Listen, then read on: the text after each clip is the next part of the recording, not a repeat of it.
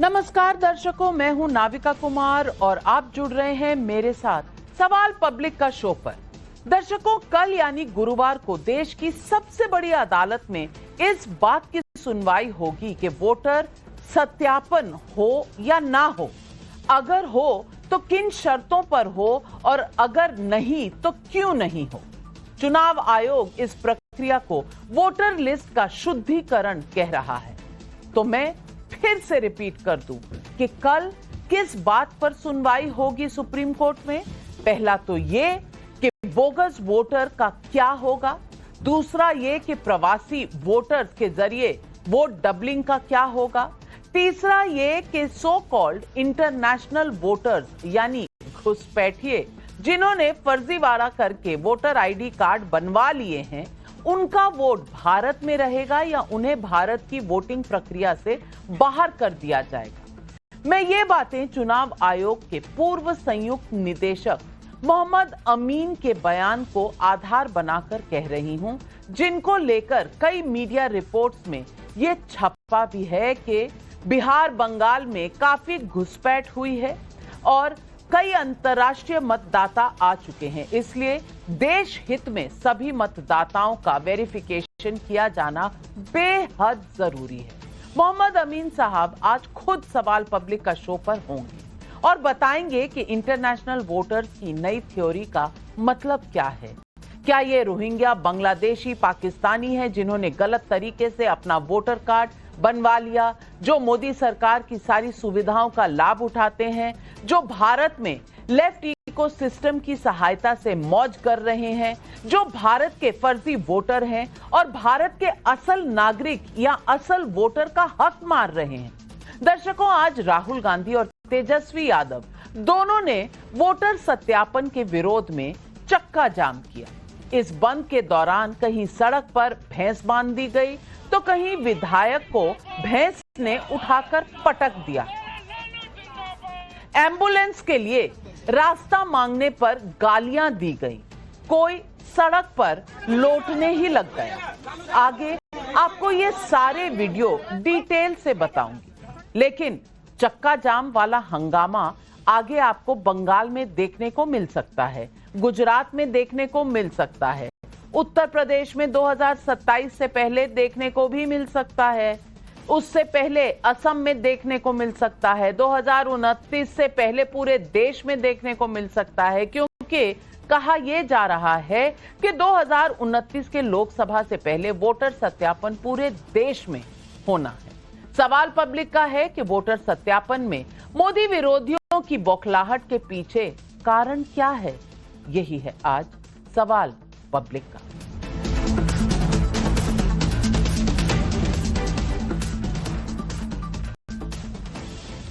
आगे बढ़ने से पहले आपको वो तस्वीरें दिखा दूं जिसे लेकर हंगामा मचा हुआ है। पहली तस्वीर देखिए।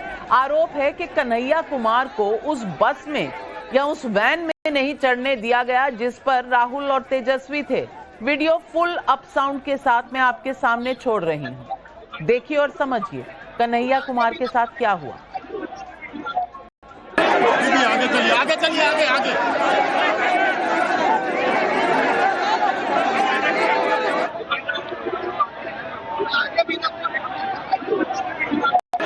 आगे चलिए, आगे चलिए, आगे आगे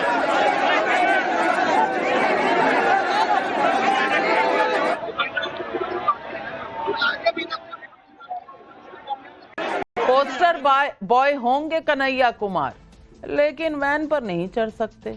इसके साथ ही पूर्णिया के सांसद पप्पू यादव को भी उस बस पर नहीं चढ़ने दिया गया जिस पर राहुल तेजस्वी थे।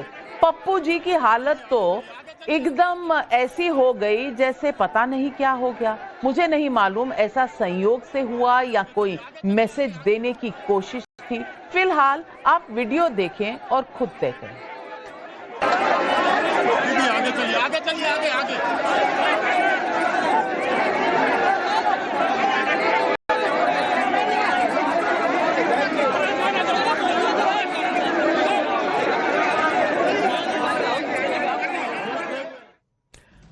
मुझे संसद का वो सीन याद आ गया जब पप्पू यादव सांसद जी शपथ ले रहे थे और स्पीकर ने किसी बात को लेकर उन्हें टोका तो उन्होंने बड़े ताव में कहा था कि वो छठी बार के सांसद हैं, उन्हें कोई ना सिखाए कुछ। आज मैं हैरान हूं, 6 बार के सांसद धकेल दिए गए। सीढ़ियों पर कहते रहे साथी हाथ बढ़ाना, सिक्योरिटी गार्ड ने हाथ नहीं बढ़ाया।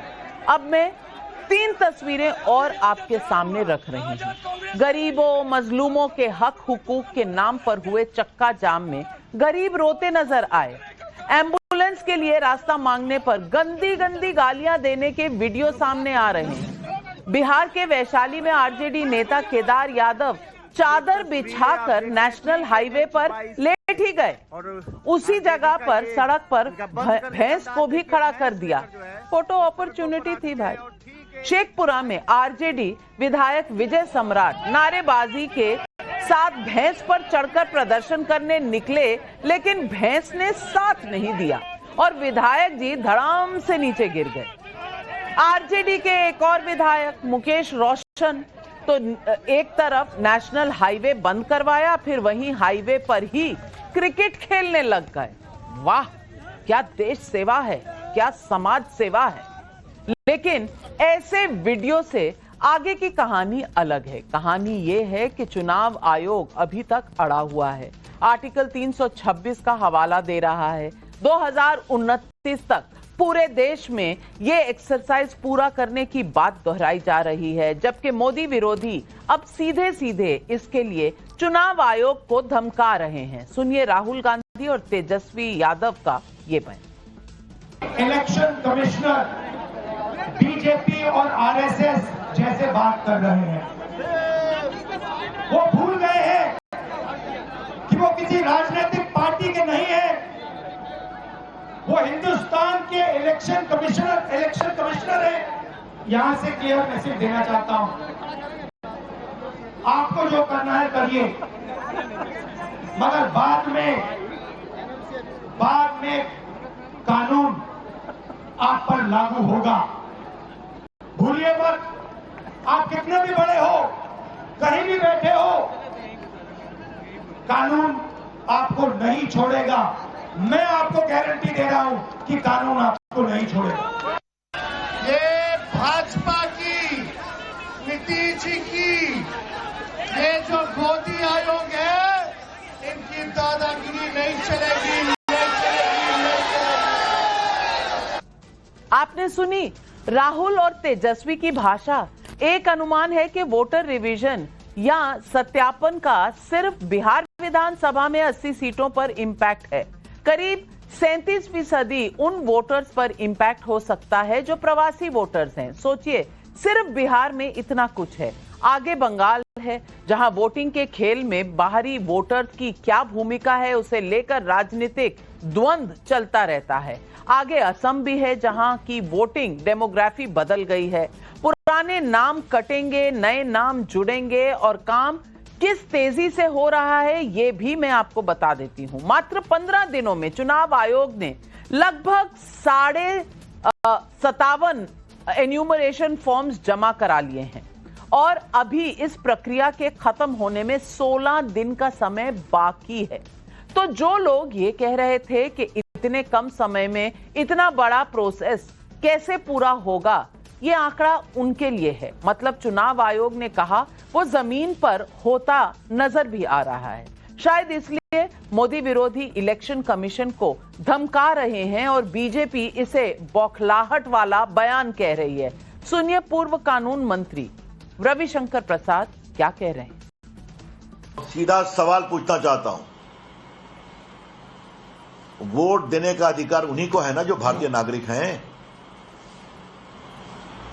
क्या आप चाहते हैं कि वोट उनके द्वारा दी जाए जिन्होंने भारत की नागरिकता को गलत तरीके से दिखाने की कोशिश की है? साफ साफ बताएं ये लोग। ऐसे में सवाल पब्लिक का है। सवाल नंबर 1, वोटर वेरिफिकेशन पर सवाल उठाकर मोदी विरोधी क्या सच में हार का बहाना ढूंढ रहे हैं? सवाल नंबर 2, वोटर लिस्ट पर ईसी के बुलाने पर नहीं जाने वाले राहुल वोटर सत्यापन पर धमकी दे रहे हैं। वोटर वेरिफिकेशन पर सुप्रीम कोर्ट में सुनवाई से पहले सड़क पर शक्ति प्रदर्शन के पीछे क्या मकसद है? और सवाल नंबर 4, क्या सच में बिहार के बाद वोटर सत्यापन प्रोसेस बंगाल, असम, गुजरात, यूपी तक जाने वाला है? यही सवाल आज पब्लिक पूछ रही है और सवालों के जवाब देने के लिए आज हमारे साथ जुड़ रहे हैं बीजेपी के राष्ट्रीय प्रवक्ता शिवम त्यागी, प्रोफेसर संगीत रागी, राजनीतिक विशेषज्ञ, डॉक्टर मोहम्मद अमीन जो पूर्व जॉइंट डायरेक्टर हैं इलेक्शन कमीशन के, वो भी हमारे साथ जुड़ रहे हैं, कंचना यादव जी आरजेडी की राष्ट्रीय प्रवक्ता हैं, असीम वकार जी AIMIM के प्रवक्ता हैं। और पहला सवाल मेरा अश्विनी कुमार मिश्रा को जाता है, कांग्रेस के नेता हैं। और अश्विनी कुमार जी,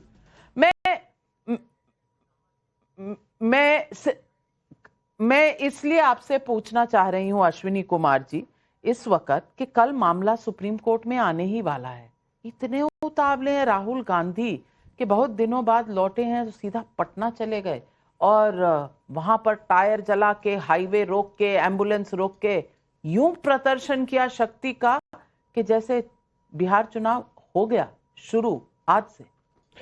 बिहार चुनाव होगा तब होगा, अभी जो बिहार में हो रहा है वो एक तरीके से लोकतंत्र की, डेमोक्रेसी की हत्या हो रही है। और यही बात आज श्री राहुल गांधी जी ने बिहार में कही। ये बहुत जरूरी है कि जो संस्थाएं जिनका काम होता है लोगों के अधिकारों को बचाना, आज वही लोगों के अधिकारों का हनन करेंगी तो ये देश के संविधान और देश की डेमोक्रेसी के लिए एक बहुत ही बड़ा काला दिन होगा। और नाविका जी, आप जानते हैं कि 2019 से 2024 के बीच में मात्र 1% वोटिंग परसेंट का अंतर था भारतीय जनता पार्टी में, उनकी कितनी सारी सीटें हार गई। तो 1% वोट अगर इतना मैटर कर सकता है तो आप समझिए जो एक्सरसाइज हो रही, जिसमें आप हवाला दे रहे हैं कि 58% सबमिट हो गए हैं, अगर 5% वोट भी ऊपर नीचे होते हैं तो बहुत बड़ा डिफरेंस ला सकता है। अगर वो वोटर लिस्ट इतनी खराब है तो आज मोदी जी इस्तीफा दे दे। वो तो 2024 में इसी वोटर लिस्ट के आधार पर जीते थे, यही सारी वोटर लिस्ट हर प्रदेशों में थी। नहीं, अब आपको दिख रहा है कि आप चुनाव हार सकते हैं, चुनाव हार जाएंगे क्योंकि आपने कुछ काम नहीं किया है। तो या तो आप अपनी लकीर बड़ी करके हमसे बड़े हो सकते हैं, हमारी लकीर छोटी करके, आप वही कर रहे हैं। आप बिहार में सिर्फ और सिर्फ उन लोगों का अधिकार छीन रहे हैं जो अधिकार उनको संविधान ने दिया है नाविका जी। और ये नेचुरल जस्टिस के अगेंस्ट भी है। हमारे यहाँ एक फिलॉसफी है कि एक आदमी भले ही 10 बेगुनाह छूट जाए, बट भले ही 10 गुनहगार छूट जाए, पर एक बेगुनाह का अधिकार नहीं माना जाना चाहिए। और आप यहां पर कई बेगुनाहों का वोटिंग राइट छीन रहे हैं, उनका अधिकार छीन रहे हैं, उनको संविधान ने दिया हुआ है। लास्ट बात नाविका जी, हमने अभी आह्वान किया और ये लड़ाई बहुत लंबी जाएगी, और एक बिहार के लेखक की बात के साथ मैं इसको खत्म करता हूं, दिनकर जी के साथ, कि याचना नहीं अब रण होगा, जीवन जया की मरण होगा, टकराएंगे नक्षत्र निकर, बरसेगी भू पर वज्र प्रखर, फनसेस नांका डोलेगा, विकराल काल मुख खोलेगा। ये लड़ाई पांडवों और कौरवों की है। यहां पर इंडिया गठबंधन अखंड पांडव बनके भारतीय जनता पार्टी और इनको सिस्टम से कौरवों की भांति लड़ेगा जैसे कौरवों से लड़े थे। जी अश्विनी जी आपने तो रन कर दिया। बिल्कुल। बिहार में महागठबंधन में सीटें कितनी मिलने वाली हैं आपको? नाविका जी कोई 40 सीट से ऊपर देने वाले नहीं है आरजेडी वाले। आप हमको आपस में लड़ाने का प्रयास ना करें। रणभूमि में उतर गए हैं। ये लड़ाई भारतीय जनता पार्टी के कुशासन के खिलाफ है। कुशासन बाबू के तो कुशासन के खिलाफ है, और हैं। उसमें हम अखंड इंडिया की तरह खड़े हुए हैं। इंडिया के लिए अखंड गठबंधन, इंडिया के लिए खड़ा है, और भारतीय जनता पार्टी को गवर्नमेंट को बिहार से बाहर इंडिया। लेकिन कन्हैया कुमार को बस में नहीं चढ़ने दिया, लेकिन पप्पू यादव को चढ़ने नहीं दिया। ये अखंड इंडिया है इनका। शिवम जवाब। लोग अखंड भारत जानते थे, अखंड इंडिया नहीं जानते थे। नाविका जी, मैं भी युवा हूं और मुझे कथित युवा कन्हैया कुमार को देखकर बहुत दुख हुआ कि उनको स्टेज पर जगह नहीं। आप इनको 40 सीटें दे रही है, इनको इनके खुद के नेता ऊपर सीट नहीं दे रहे, लेकिन उनको रोका किसने, ये उससे भी महत्वपूर्ण है। राहुल गांधी का सिक्योरिटी हेड केबी बाइजू जो ब्राउन कलर की टी शर्ट पहनकर खड़ा है, वो बिहार के ब्रांड एम्बेसडर कन्हैया कुमार को रोक ले रहा है। उसे छोड़ दीजिए। इसके अलावा राहुल गांधी का पीए अलंकार जो कैबिनेट सेट करता है, वो पप्पू यादव को रोक दे रहा है। पप्पू यादव इतनी तड़ी देकर कह रहे थे लोकसभा में, I am 6 time MP. 6 time MP चाटुकारिता करने में इतने व्यस्त हो गए कि उनको एक पीए ने रोक दिया। ये तो आपकी हैसियत है। अब आपने रामधारी सिंह दिनकर को पढ़ा तो मैं भी पढ़ देता हूं। गालिब कहता है कि गालिब ताउम्र यही भूल करता रहा, धूल चेहरे पर थी और आईना साफ करता रहा। प्रॉब्लम इलेक्शन कमीशन के डेटा में नहीं है, सोनिया जी और लालू यादव जी के बेटा में है। मतलब कमाल बात है। यही इलेक्शंस अलग अलग जगह पर जीत जाओ, बहुत बढ़िया। कर्नाटका में जीत गए, बहुत बढ़िया। इसके अलावा तेलंगाना में जीत गए, बहुत बढ़िया। दिल्ली में 3 बार जीत गए, बहुत बढ़िया। छत्तीसगढ़ में 1 बार जीत गए, बहुत बढ़िया। 2 साल के लिए मध्य प्रदेश में जीत गए, बहुत बढ़िया। लेकिन हमेशा से विरोध किया, इलेक्शन कमीशन की प्रोसेस का विरोध किया। नहीं बढ़िया नहीं, आप में थोड़ी ना बैकग्राउंड म्यूजिक देना है। रुकिए ना, आपके विरोध पर भी आता हूं। 41 बार सुप्रीम कोर्ट में जब आप गए तो सुप्रीम कोर्ट ने हर बार कहा कि नहीं, कोई डिस्क्रिपेंसी नहीं है, कोई परेशानी नहीं है, कोई भी कंक्लूसिव सबूत आपके पास नहीं है। महाराष्ट्र इलेक्शन को लेकर जब आप वहां पर हाईकोर्ट में गए तो हाईकोर्ट ने कहा कि कुछ नहीं है, ये समय व्यर्थ करने वाली बातें हैं। अरे कमाल बात हो गई। वो पेचकस बाबू जो आम आदमी पार्टी के अलग अलग रोज पेचकस लेकर घूमते थे कि हम ईवीएम मशीन को हैक कर देंगे, वो आज तक नहीं पहुंचे। प्लीज रुकिए ना भाई। नहीं अश्विनी जी, आपको शुरू में किसी ने नहीं टोका, बिल्कुल शांति बनाए रखें। वैसे भी मैं गाना नहीं गा रहा कि आपको म्यूजिक देने की आवश्यकता है। अब आगे आता हूं। एक और चीज है यहां पर बहुत क्लैरिटी है। इन्होंने कहा कि भाई अगर 5% भी रह गए, कैसे रह जाएंगे भाई? 2002-2003 में लालू प्रसाद यादव के समय में 10% बढ़े, महाराष्ट्र में 10% बढ़े ना, महाराष्ट्र में 10% बढ़े ना, बताइए ना, महाराष्ट्र में 10% कैसे बढ़े? कौन सा मैथमेटिक्स हर बात का जवाब दूंगा, कौन सा मैथमेटिक्स? मेरी आवाज भी आपसे बेहतर है। लेके नवंबर में 10% आपने सवाल उठाया है, आपने सवाल उठाया है, लेकिन हमारे साथ पूर्व जॉइंट डायरेक्टर थोड़ा मौका दीजिए प्लीज। शिवम अपनी बात खत्म करिए। सबसे पहले तो मैं एक चीज आपको कहना चाहता हूं, जो महाराष्ट्र के लेकर बात कर रहे हैं, उस महाराष्ट्र में हर 5 साल में 20 से 30 लाख वोटर हर बार बढ़े हैं चुनाव से पहले। जाकर डेटा चेक करिए, उसके बाद आप भी जीते। अब दूसरी बात सुनिए जरा प्लीज। जब 2002-2003 में लालू प्रसाद यादव के समय में एसआईआर हुआ, उस जमाने में तो इतना टेक्नोलॉजिकली हिंदुस्तान स्ट्रांग भी नहीं था। उस जमाने में तो आधार कार्ड भी नहीं था, बावजूद उसके 100% हुआ और सिर्फ 31 दिन में हुआ। और उसे छोड़िए, 2003 से पहले के जितने भी लोग वहां पर वोटर कार्ड लिए हुए हैं, जिनका वोटर लिस्ट में नाम है, उनको आवश्यकता नहीं है। उनकी संख्या 4 करोड़ 95 लाख लोग हैं। यानी कि 50% लोग पहले से ही वहां पर हैं, उनको कुछ करने की आवश्यकता नहीं है। सच यह है कि हार सामने है तो वो रोंदू बच्चा एग्जाम से पहले ही माहौल बनाने लग गया। टीचर खराब है, स्कूल खराब है, माहौल अच्छा नहीं है, पेन नहीं चल रहा, पेपर गलत है, ऐसा सिचुएशन है। सच ये है कि हारने वाले हैं आप लोग। अब हिंदू मुस्लिम कहां से आ गया? वोटर रोल में हिंदू मुस्लिम कहां से आ गया? फजूल की बहस मत बढ़ाइए। नहीं, कंचना यादव जी, मैं आपसे पूछना चाहती हूँ, मैं पूछना चाहती हूँ कि लोग परेशान हैं, लोगों की समस्या आप उठा रहे हैं, अच्छी बात है। भैंसों को क्यों परेशान कर रहे हैं? भैंसे बैठा दिया आपने सड़कों पर, हाईवे बंद करवा दिया, लोग वहां क्रिकेट खेल रहे हैं, एम्बुलेंस जाने नहीं दे रहे, वहां क्रिकेट खेल रहे हैं और लेट गए हैं जमीन पर भैंस लेके। अब इससे वोट मिलना होता, यहाँ कह रहे हैं कि काम का हिसाब दो, वहां भैंस के नाम पर वोट ले रहे हैं। ये क्या चल रहा है? इससे कौन सा मुद्दा सॉर्ट आउट होगा? कल तो चुनाव आयोग जाएगा ना सुप्रीम कोर्ट के सामने, इंतजार क्यों नहीं किया? धन्यवाद नाविका जी। हमें लगा कि सवाल पब्लिक का है तो सवाल पब्लिक का पूछा जाता है, लेकिन आपने भैंस का सवाल पूछा। कोई बात नहीं, आप नाम भी चेंज करवा सकती है, सवाल भैंस का है, लेकिन मैं इस पे आपसे रिक्वेस्ट नहीं करूंगी चेंज करवाइए। सवाल पब्लिक का अच्छा लगता है और मेरे भी कई सारे सवाल है नाविका जी। कारण सवाल यह है कि हमारा क्या, हमें रिवीजन और रिव्यू से कोई प्रॉब्लम नहीं थी, नहीं है, नहीं रहेगी। हमने पहले ही बताया हमें प्रॉब्लम किस चीज से है, जिसको पब्लिक फेस कर रही है। जो पब्लिक फेस कर रही है कि टाइम पीरियड जो है वो बहुत लिमिटेड है, और दूसरा डॉक्यूमेंट जो है उसको आप बढ़ा दीजिए, उसको आधार भी उसमें ऐड कर दीजिए, उसमें राशन कार्ड भी ऐड कर दीजिए, उसमें जॉब कार्ड, ये सारे भी कार्ड, आप मनरेगा कार्ड ऐड कर दीजिए। हमारा यह सवाल था और यही सवाल लेकर हम इलेक्शन कमीशन के पास गए थे, लेकिन आधार कार्ड डुप्लीकेट बन गया, ट्रिप्लीकेट बन गया। मैं एक उदाहरण देना चाहती हूँ, यही दिल्ली में अभी चुनाव हुआ, यहीं पर आप भी हैं। 2023 में यही UIDAI जो नंबर रिलीज करती, जो आधार कार्ड मैनेज करती है डेटाबेस, उसने बताया था कि दिल्ली में टोटल पॉपुलेशन 213 लाख है, लेकिन टोटल आधार कार्ड 227 लाख है। डुप्लीकेसी जब यहाँ दिल्ली में है, आप सरकार बना लिए, आपको बांग्लादेशी और रोहिंग्या नहीं दिखे यहाँ पर नहीं है। किसका आधार कार्ड ज्यादा है यहाँ पर? आप बताइए, आपकी सरकार बन गई, आधार कार्ड ज्यादा है तो फर्क नहीं पड़ता है। लेकिन बिहार में एक इलाके को टारगेट करके आप कहेंगे वहां पॉपुलेशन इतना बढ़ गया, वहां आधार बढ़ गया, इस चीज को लेकर है। नाविका जी, 2-3 और सवाल।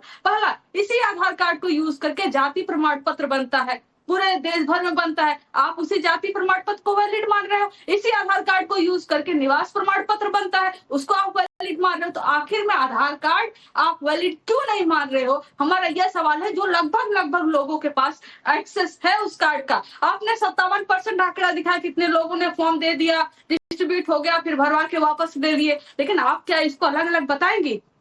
कि 57% में कितने परसेंट इतने हैं जिन्होंने डॉक्यूमेंट दिए हैं और कितने परसेंट इतने हैं जिन्होंने डॉक्यूमेंट नहीं दिए हैं। खुद इलेक्शन कमीशन ने विज्ञापन निकाल के कहा कि जिसके पास कोई डॉक्यूमेंट नहीं है वो बस फॉर्म भर दे, फोटो भी नहीं लगाए, कुछ भी नहीं लगाए, चलेगा। फिर विज्ञापन निकालता है कि नहीं, बिना डॉक्यूमेंट के देंगे आप, लेकिन आपको डॉक्यूमेंट बाद में देना पड़ेगा। तो इस फॉर्म में कितने डॉक्यूमेंट वाले हैं, कितना बिना डॉक्यूमेंट वाले हैं, और जो बाहर 4 करोड़ हैं आप उनसे कौन सा डॉक्यूमेंट लेंगे, कौन सा फॉर्म भरवाएंगे, उनका कैसे करेंगे? अगर हमारा कंसर्न पब्लिक का है, भैंस का नहीं है, वो गरीब है, वो नहीं, आपका कंसर्न मुझे नजर आ रहा है। अगर भैंस का कंसर्न नहीं था, आप शायद छोटी रही होंगी या शायद पैदा भी नहीं होंगी। भैंस का कनेक्शन बिहार में हम लोग सब जानते हैं, और आरजेडी के साथ क्या कनेक्शन है भैंस का वो सब लोग जानते हैं जो बिहार में रहे हैं। मैं नहीं जाऊंगी उस पे, आप बहुत छोटी हैं, छोटी बहन है मेरी। लेकिन भैंस अगर जरूरी नहीं थी तो ड्रामा करने के लिए सड़क पर लेकर आए थे, एम्बुलेंस को जाने नहीं दे रहे, ये जो टायर जला रहे हैं। आपके सवाल है प्रमाण पत्रों पर, आपके सवाल है प्रमाण पत्रों पर।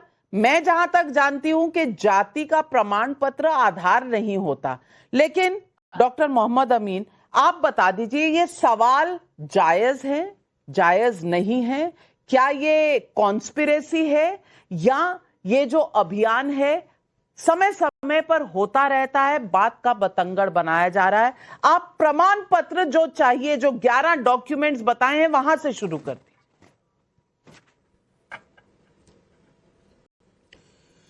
नाविका जी, मैं वहां से शुरू करूंगा जो एक कांग्रेस की गवर्नमेंट हुआ करती थी इससे पहले, और ईवीएम आई थी। ईवीएम इंट्रोड्यूस हुई पूरे देश में 2004 में।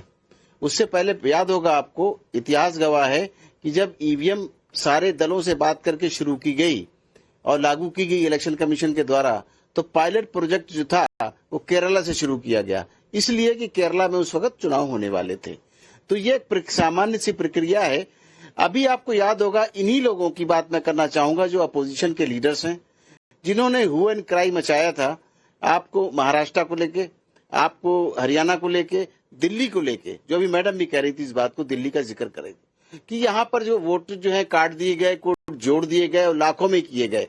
एक सामान्य सी प्रक्रिया है। आपको पता है संविधान के नाते, जिस संविधान को लोग लेके घूम रहे हैं, कि आर्टिकल 326 के अंतर्गत वोटर का राइट है, वोटर को इलेक्शन कमीशन को फ्रेंचाइज यूज कराने के लिए उसको अपनी आइडेंटिटी देनी पड़ती है। इसलिए समय समय पर आपको पता है कि जब पार्लियामेंट का चुनाव होता है या असेंबली का चुनाव होता है, उससे 6 महीने पहले रिवीजन किया जाता है। और अब ये बात आई है कि यहाँ पर शुरू हो इलेक्शन बिहार से, क्योंकि बिहार का इलेक्शन सामने है, इसलिए बिहार से ये प्रक्रिया शुरू की गई। और SIR की जो बात कर रहे हैं, उसमें एक चीज और मैं बता दूं, इस बात को तो ममता जी ने भी अपने इलेक्शन के टाइम में कहा था कि हमारे स्टेट में, बंगाल में और बिहार में कई राउंड में होता है। यानी बिहार में और बंगाल में तो 7 राउंड में हुआ था, और उसी जगह केरल में 1 राउंड में हुआ। मद्रास के इलेक्शन तमिलनाडु के एक में हुए, उत्तरांचल के 1 राउंड में होते हैं, यूपी के ज्यादा होते हैं। तो कहने का मकसद है ये भौगोलिक स्थिति है।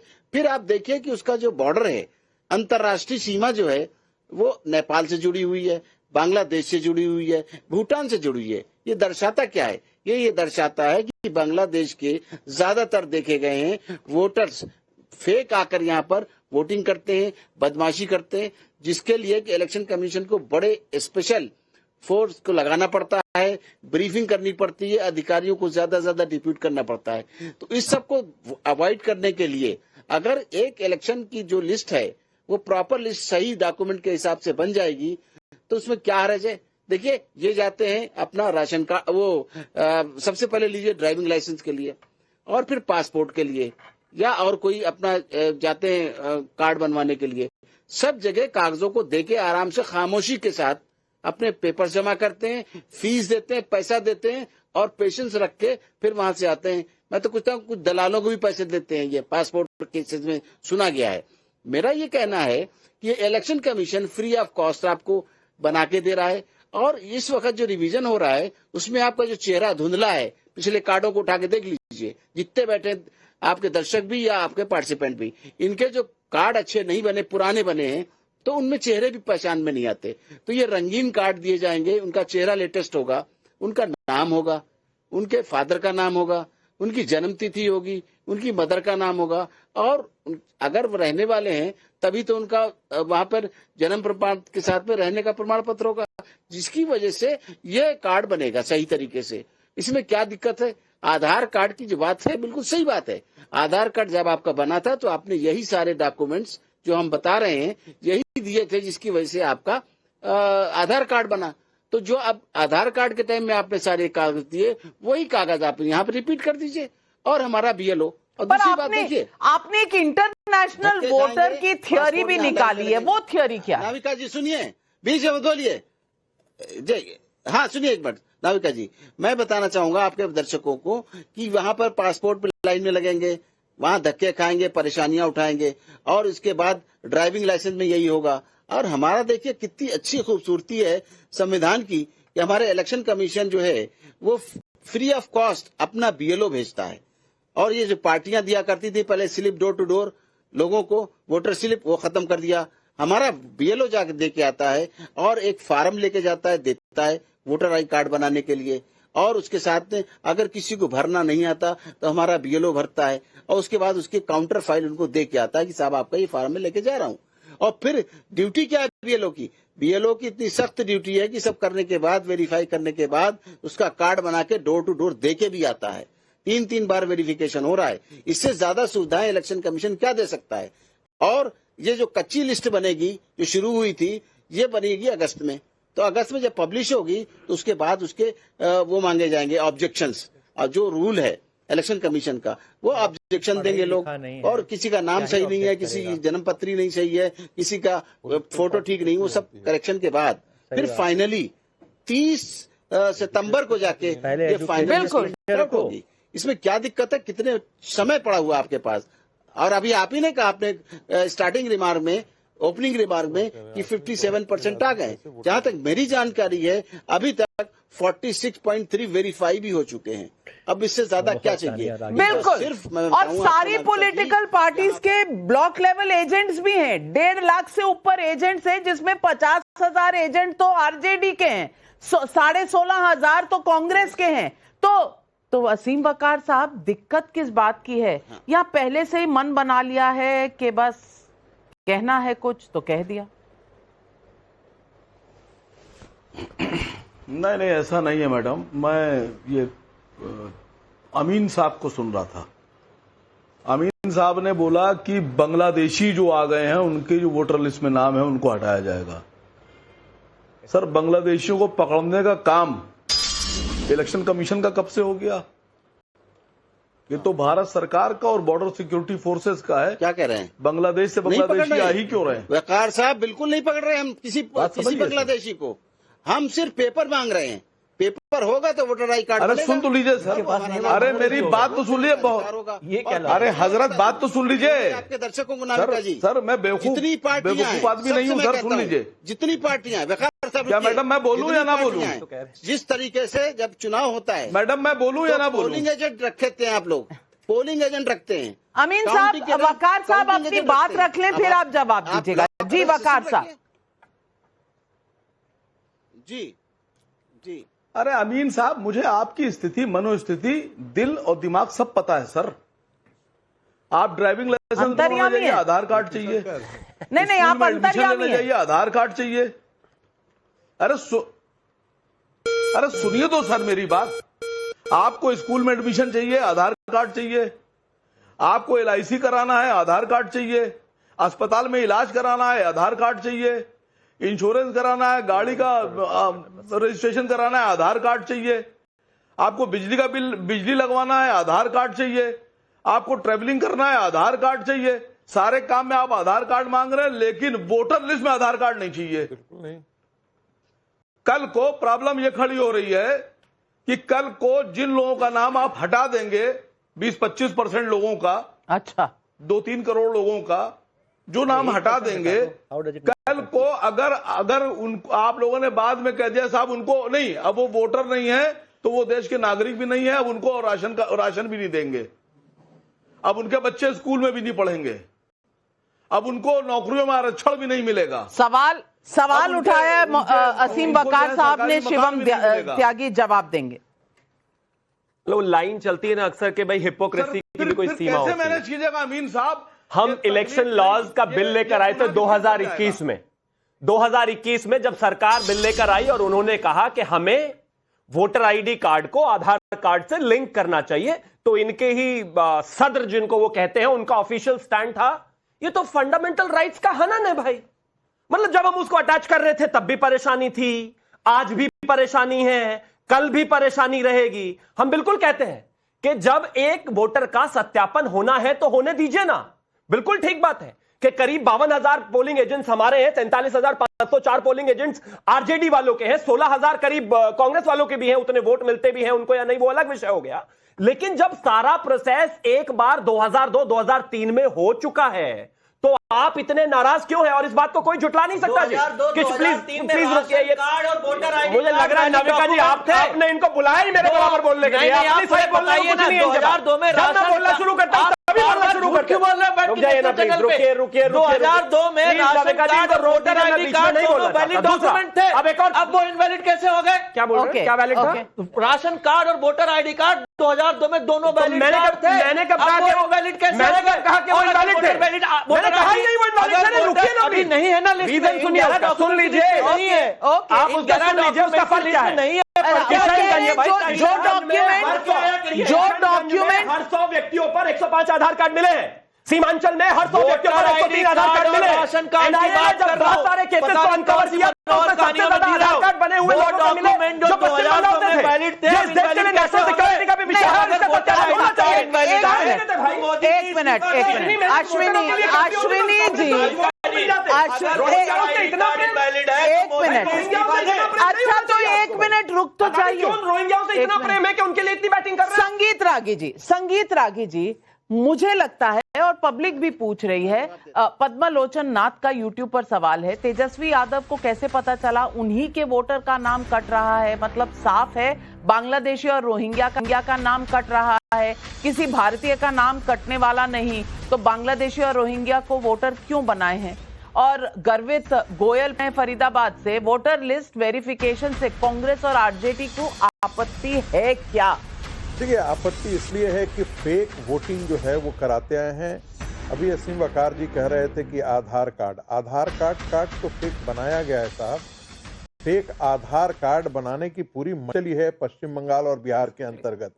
तो ऐसे लोगों को यदि आज जाकर के यदि इलेक्शन कमीशन कहता है कि भाई इस देश का नागरिक आर्टिकल 320, एक मिनट सर आप बोलिएगा, आर्टिकल 326 के अंतर्गत जो इस देश का नागरिक है, कोई स्टेट गवर्नमेंट भाई इस देश के नागरिक को ही वोट देने का अधिकार होना चाहिए ना, या बांग्लादेशियों को होना चाहिए? प्लीज यार, प्लीज इस देश के नागरिकों को ही वोट देने का अधिकार होना चाहिए। आज आप अमेरिका के अंदर आप देख रहे हैं कि वहां पर ट्रंप जो है वो कैसे मैक्सिको और बाकी जितने प्रवासी जो घुसपैठ कर गए हैं उनको बाहर निकालने, क्योंकि खतरा है। देखिए क्यों, मैं बताता हूं, 2 कारण से। इस देश को जो लोग गजवाए हिंद करना चाहते थे और डेमोग्राफी बदलते हैं, वसीम वकार जैसे लोग जो हैं वो इसके साथ खड़े हैं। एक मैं बता रहा हूं, सुन लीजिए मेरी बात। दूसरा, नहीं पर्सनल टिप्पणी नहीं, मेरे माननीय माननीय पैनलिस्ट हैं असीम वकार साहब, पर्सनल टिप्पणी नहीं, पर्सनल टिप्पणी दूसरी बात किसी पर। इस देश एक मिनट रुक जाइए, आगे नहीं करेंगे ना, मैं देख रही हूँ ना, आप एंकर मत बनिए। इस देश को 2 लोग, एक जो गजवाए हिंद करने के अभियान को छेड़े हुए, जैसा कि पश्चिम बंगाल के बहुत सारे सीमावर्ती जिले में हो चुका है, टीवी राजेश्वर की रिपोर्ट पढ़ना चाहिए, अरुण शौरी का 1998 का रिपोर्ट पढ़ना चाहिए, जिन्होंने उन्हें सेकुलर एजेंडे में कहा था कि किस प्रकार से एनसीआर की पूरी डेमोग्राफी बदलने की कोशिश की जा रही है। 7 लाख उस समय दिल्ली एनसीआर में थे, वो सारे फैल करके कितने आज के दिन में बच्चे पैदा करके वो सारे बांग्लादेशी यहाँ की डेमोग्राफी को कितना बदला हुआ है। पर ये काम क्या इलेक्शन कमीशन का है? नहीं, क्या ये काम इलेक्शन कमीशन का है? ये भी तो एक सवाल है। बहुत अच्छा सवाल किया, मैं 10 सेकंड में इसका जवाब दूंगा। इलेक्शन कमीशन सिर्फ ये सुनिश्चित कर रही है कि क्या ये देश के नागरिक हैं या नहीं है, बस इतनी ही बात कर रही है। और जो देश के नागरिक हैं उन्हीं को वोट देने का अधिकार है, जो वोट देने का अधिकार है ये सुनिश्चित कर कंचना रही है। जी, इसमें क्या आपत्ति हो सकती है? क्या आप बांग्लादेशी और रोहिंग्या के वोट तो नहीं ले रहे हैं ना? तो अगर सिर्फ यही चीज चेक कर रहे हैं इस अभियान के द्वारा तो दिक्कत क्या है? नहीं नाविका जी, मुझे तो कोई दिक्कत नहीं है, लेकिन मैं संगीत रागे जी की बात सुनकर मुझे ऐसा लग रहा है कितनी नाकारी है ये सरकार कि बताइए, इनके रहते हुए गजवाए हिंद हो रहा है हमारे देश में और इनको पता भी नहीं, इनके नाक के नीचे हो रहा है। आपके लालू प्रसाद यादव जी ने भी किया है।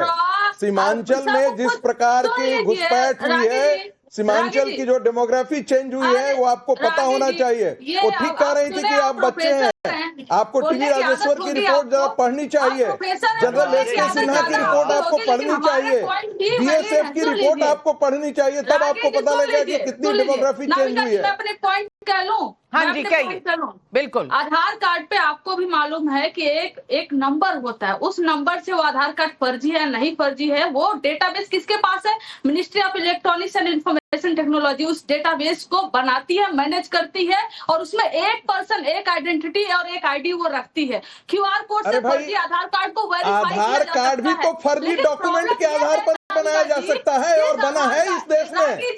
तो ये सवाल डॉक्टर अमीन से पूछते हैं। अमीन साहब, आधार कार्ड भी फर्जी हो सकता है। पहले जो राशन कार्ड मैं आपको बताऊं, वोटर आईडी कार्ड बने थे। एक मिनट, नहीं अब अमीन साहब ये पहले जो अलाउड थे डॉक्यूमेंट्स अब क्यों नहीं अलाउड है? ये दो सवाल निकल कर आए हैं, इन पर जवाब दीजिए।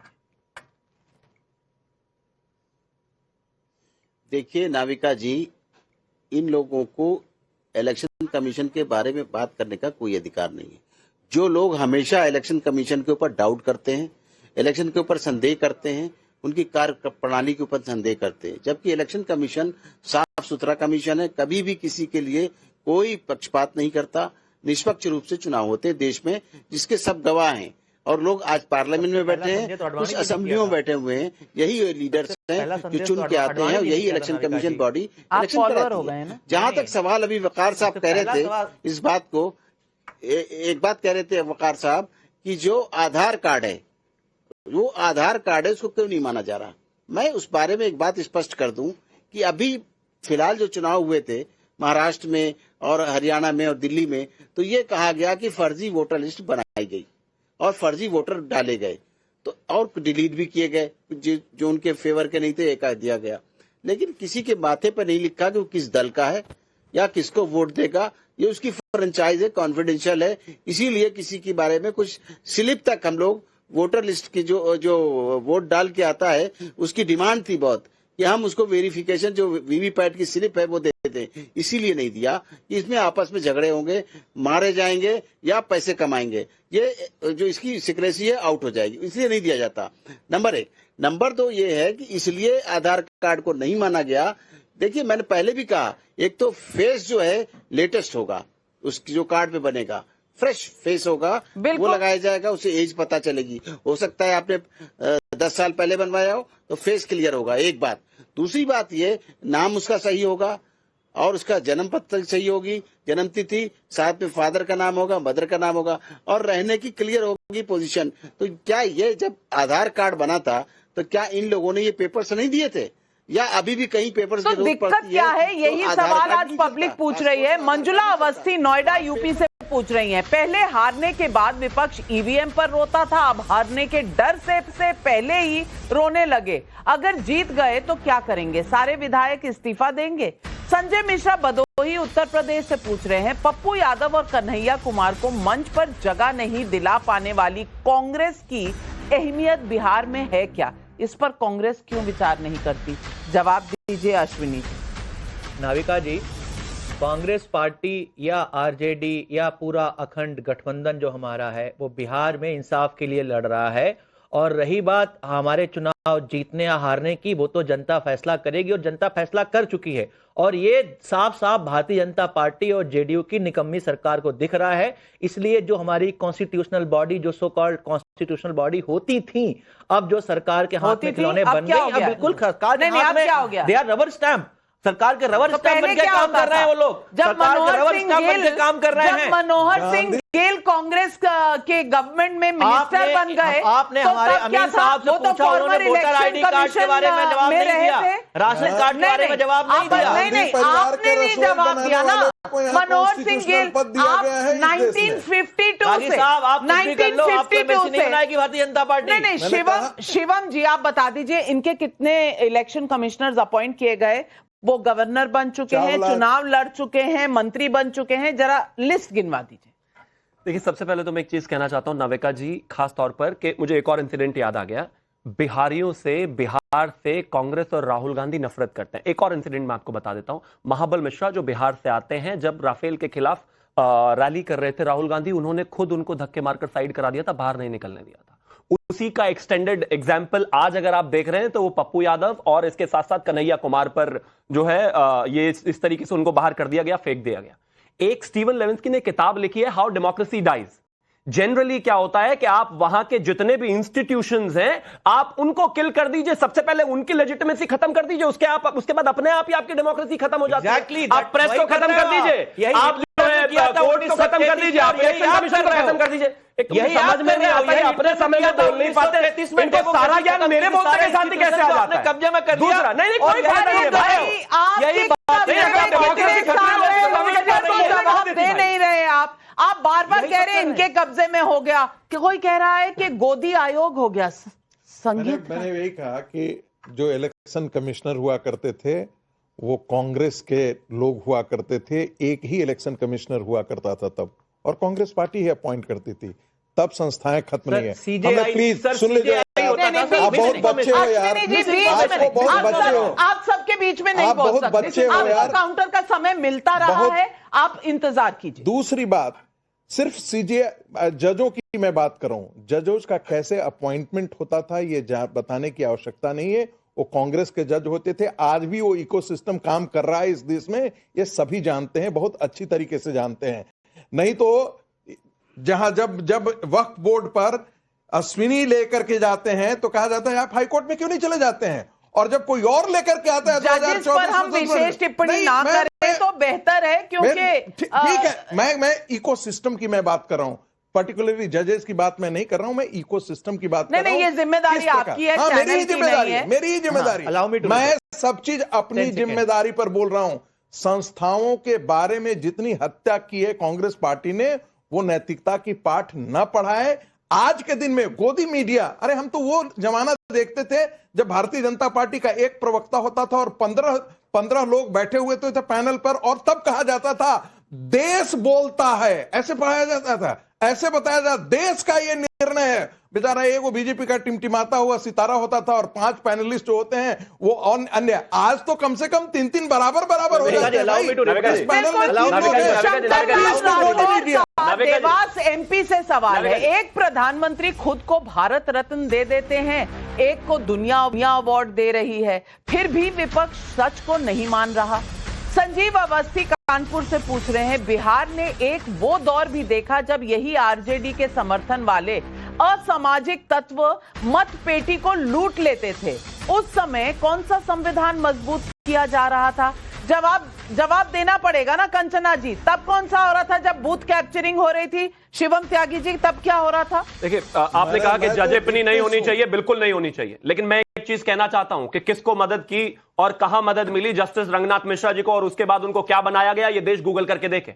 बहरुल इस्लाम पहले जस्टिस बने, फिर राज्यसभा बने, फिर उसके बाद कांग्रेस चले जस्टिस बने, और फिर कहां गए गूगल कर देख लेना चाहिए इस देश को। पहली बात तो ये, और दूसरा मैं एक और चीज कहना चाहता हूं, आप इसको कितना भी आगे बढ़ाते रहिए, सच तो यही है कि प्रॉब्लम आपकी पॉलिटिकल लीडरशिप में है, प्रॉब्लम वहीं पर है, आप इसके ऊपर किसी पर भी आरोप लगाते रहिए। 2014 के बाद से कितने चुनाव देखने वाला है, सुप्रीम कोर्ट इस मुद्दे को कल सुनेगा। आज भैंसे क्यों बाहर निकली समझ में नहीं आया, लेकिन हमने एक छोटा सा सर्वे किया, सोशल मीडिया सर्वे, वोटर सर्वे पर आपकी राय, सैंपल साइज 20,000 का। जरूरी है बोगस वोट हटेगा, ये 81% लोग कहते हैं, गैर जरूरी 15%, भारी कंफ्यूजन 4%, 81% जनता कह रही है और मैं सोशल मीडिया का ये सर्वे बता रही हूं, 81% जनता कह रही है ये सही रास्ता है, बोकस वोटर हटाना पड़ेगा। फिर भी मुश्किल क्यों? आपको बिल्कुल एतबार नहीं है किसी पर भी, ना कोर्ट पर, ना इलेक्शन कमीशन पर क्यों डरे हुए हैं? यही सवाल जनता पूछ रही है। बस लेती हूं आपसे इजाजत, नमस्कार।